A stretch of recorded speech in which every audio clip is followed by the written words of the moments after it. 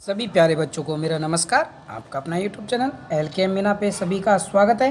तो प्यारे बच्चों, आज की वर्कशीट हमारी शिक्षा निदेशालय की तरफ से दी जाने वाली कार्यपत्र संख्या 38 और विषय हमारा हिंदी और ये कक्षा 7 की वर्कशीट है। यहाँ पे सभी बच्चे अपना नाम लिखें, यहाँ पे अपने कक्षा अध्यापक का नाम लिखेंगे। आज की तारीख हमारी 23/2/2021 और दिन हमारा बेटा है मंगलवार का। ओके स्टूडेंट, तो प्यारे बच्चों, आज की वर्कशीट बेहद महत्वपूर्ण है और ये आपके परीक्षा में बेटा 4 नंबर के आते हैं। क्या बेटा? मुहावरे क्या आते हैं बेटा? ये 4 नंबर के आते हैं।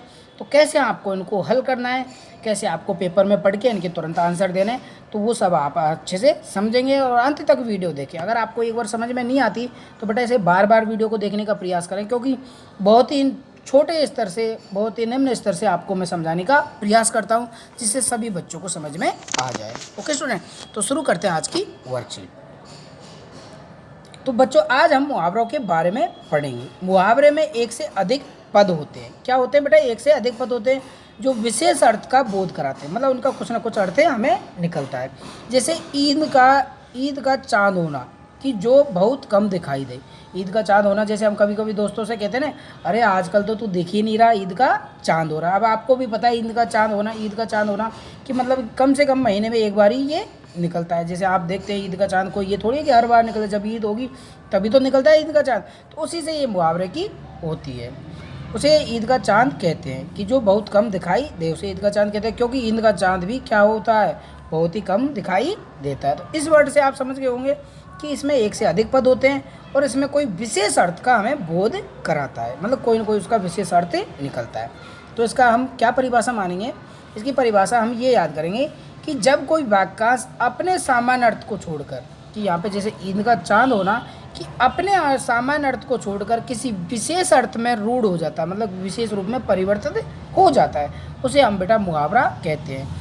वाक्य बनाते समय मुहावरे का प्रयोग किया जाता है, उसके अर्थ का नहीं। वाक्य बनाते समय हमें मुहावरे का प्रयोग करना है, ये नहीं कि उसके अर्थ का।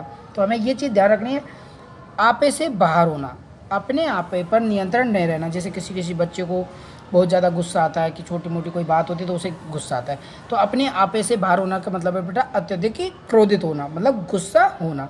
ये जैसे कभी कभी बच्चे काम नहीं करते तो टीचर क्या हो जाते हैं, उनसे गुस्सा हो जाते हैं। तो यहाँ पे हम एक उदाहरण देख लेते हैं। ओके, कि परशुराम जी ने शिव धनुष के टूटने की बात सुनकर क्या हो गए? वो अपने आपे से बाहर हो गए थे ना? नहीं हुए, क्योंकि श्री राम जी ने उनका धनुष तोड़ दिया था, तो वो क्या हुए? अपने आपे से बाहर हो गए। भाई मेरे भगवान का धनुष तोड़ा किसने? ऐसा कौन वीर पैदा हो गया जो मेरे भगवान जी का धनुष तोड़ दिया था? तो यहाँ पे बताया गया कि आपे से बाहर होना। तो इसमें मुहावरे का प्रयोग होता है, ना कि इसके अर्थ का। ठीक है ना? वाक्य जब हम प्रयोग करते हैं तो इसमें मुहावरे का प्रयोग होगा, ना कि उसके अर्थ का। ओके स्टूडेंट, तो आगे हमें यहाँ पे कुछ मुहावरे दिए हुए हैं, तो उनके अर्थ भी हमें दिए हुए हैं, तो इनका हमें वाक्य में प्रयोग करना है। तो सभी बच्चे, मैं समझता हूँ कि सभी बच्चे 7वीं क्लास में पढ़ते हैं, वो आराम से कोई भी वर्ड बना के और उसका वाक्यों में प्रयोग कर सकते हैं इन मुहावरों का। तो आप सब भी करके देखें, फिर मेरे मिलाए हुए आंसरों को आप मिलान करें। ये नहीं कि जो शब्द मैंने बना दिया, जो वाक्य मैंने बना दिया वो या एक वाक्य उसके लिए प्रयोग हो। आप कई सारे वाक्य भी बना सकते हैं, आप अपने अनुसार भी इनका वाक्य में प्रयोग कर सकते हैं। जैसे अंग अंग टूटना, जैसे कभी कभी क्या करते हैं हम घर में बहुत सारे मम्मी पापा की हेल्प करते हैं, तो क्या करते हैं, हमारा सारा दर्द शरीर होने लगता है, या हम क्रिकेट खेल के आते हैं तब भी क्या होता है, हमारा शरीर सारा अंग अंग दर्द करने लगता है। तो यहाँ पे अंग अंग टूटने का मतलब है मोहन, जैसे हम कोई भी नाम ले सकते हैं, मोहन का आज, भाई जैसे हम यहाँ पे लिख सकते हैं, जैसे मैं आपको बोल के ही सुना रहा हूँ तो सभी बच्चे उसी अनुसार लिख दें कि मोहन का आज घर पर, जैसे हम लिख सकते हैं कि मोहन ने आज घर पर बहुत सारा काम किया जिससे उसका अंग टूट रहा था। भाई मोहन ने आज, यहाँ पे हम लिख देंगे मोहन ने आज घर का काम किया जिससे उसका अंग अंग टूट रहा था, जिससे उसका क्या कर रहा है, जिससे उसका अंग अंग टूट रहा था। तो यहाँ पे मुहावरे का प्रयोग हो गया, टूट रहा था। ठीक है ना बेटा? तो इस तरह आप इनका मुहावरे में प्रयोग कर लेंगे। मतलब मुहावरों का इनका प्रयोग आप वाक्य में करेंगे। ठीक है बेटा, ये हमारे पहले क्वेश्चन का आंसर हो जाएगा। अब देखते हैं हम दूसरा क्वेश्चन। मैं आपको बोल के भी सुना रहा हूँ, लिख के भी प्रयास करूँगा कि आप सब लिख के भी अच्छे से समझ पाए। ओके, तो अगला क्वेश्चन देखते हैं कि अंग अंग ढीला होना। कि आज हमने भाई बहुत सारा काम किया है, या आज हम क्रिकेट खेलने से अंग अंग ढीला हो गया। कि जैसे भाई बहुत सारी पढ़ाई करने से अंग अंग ढीला हो गया। कि आज क्रिकेट खेलने से मेरा अंग अंग ढीला हो गया। ठीक है बेटा, ढीला हो गया। तो इस तरह आप इसके आंसर कर लेंगे। ओके बेटा, अगला हमारा है अपना राग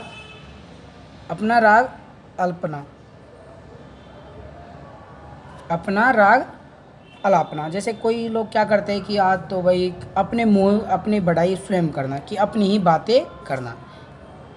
कि जैसे कोई बच्चा, जैसे सोहन क्लास में ये कहता रहता है कि अपना ही राग बताना, कि अपनी ही बढ़ाई करता रहता है, भाई मैं क्लास में बहुत होशियार हूँ और क्लास में टीचर ने मॉनिटर भी मुझे बना रखा है। तो इस तरह आप यहाँ पे लिख देंगे कि सोहन जब देखो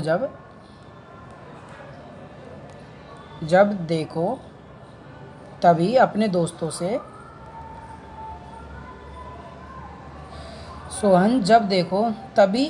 दोस्तों से अपना राग अलापना करता रहता है। कि अलापना करता रहता है, अपनी बातें वो करते रहता है। ओके बेटा, इसमें आप लिख देंगे, मैंने आपको बोल के सुना दिया है। अगला हमारा कि अंगारे उगलना। कि क्रोध में कठोर वचन कर देना। जैसे कहते हैं ना, कभी कभी आप घर में कोई नुकसानबाजी कर देते हो तो क्रोध में कठोर वचन कर दें, तो बोल देते ना मम्मी पापा, आज के बाद तू घर में आ गया ना, निकल घर से निकल, कहते थे ना बेटे घर से निकल। तो क्रोध में कठोर वचन बोलना कि आज तो पापा ने क्रोध में मुझसे कहा घर से निकल जाए, या कठोर वचन वो बोल रहे थे। कि अंगारे उगालना, कि आज तो पापा की आंखों में क्या थे, अंगारे उगल रहे थे, आज तो पापा के मुंह से अंगारे उगल रहे थे। ठीक है, तो क्रोध में कठिन वचन करना। अंधे की लाठी एकमात्र सहारा। जैसे कोई बेटा अंधा व्यक्ति होता है तो उसका एकमात्र सहारा क्या होती है बेटा, लाठी होती है। तो जिस प्रकार कि जैसे कोई बच्चा विकलांग है, ठीक है बेटा, तो बेटा कोई बच्चा विकलांग है तो हम क्या कहते हैं कि जो उसकी जो पैरदान की वो होती है, तो वो उसका एकमात्र सहारा है। कि सोहन की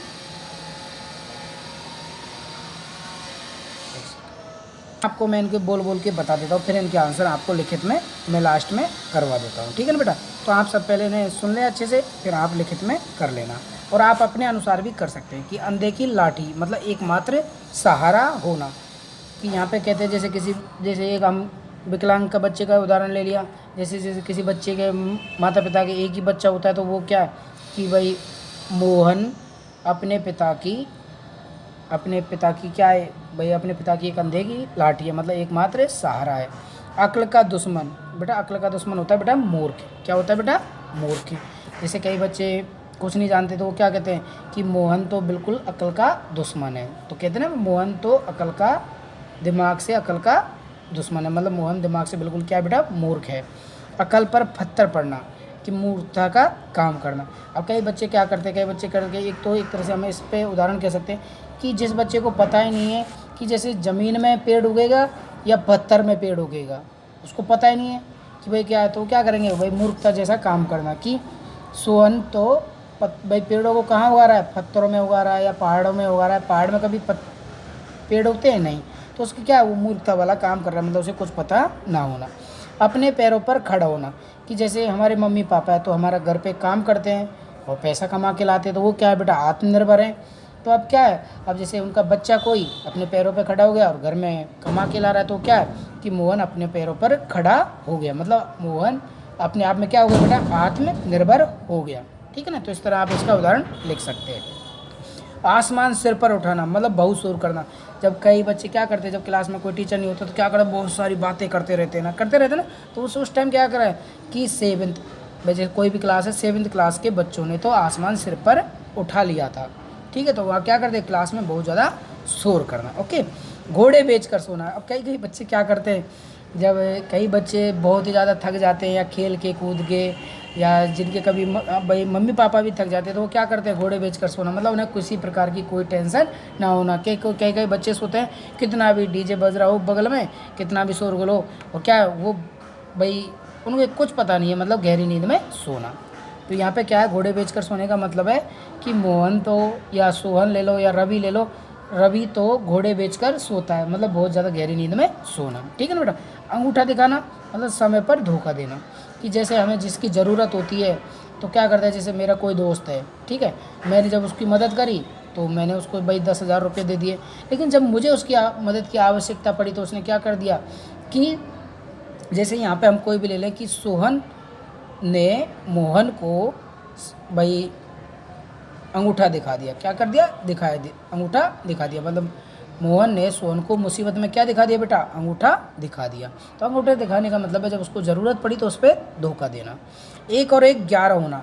अब आपको पता है कि कोई काम बेटा, जैसे हम एक हाथ है तो हमारा एक हाथ है, तो बेटा एक हाथ हमारा जो भाई हम प्रार्थना नहीं कर सकते, दोनों हाथों को जोड़ दिया तो हम क्या करते हैं, मतलब प्रार्थना कर सकते हैं।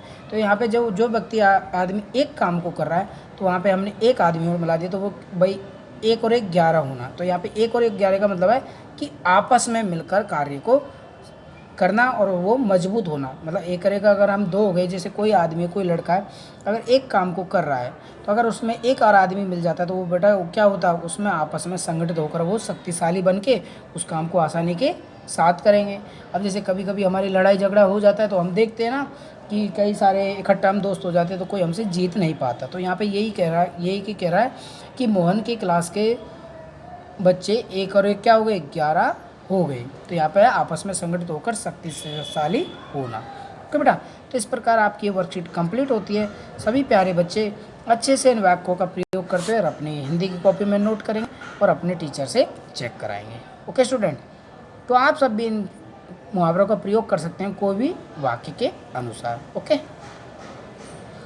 और अपने टीचर से चेक कराएंगे। धन्यवाद, बाय बाय।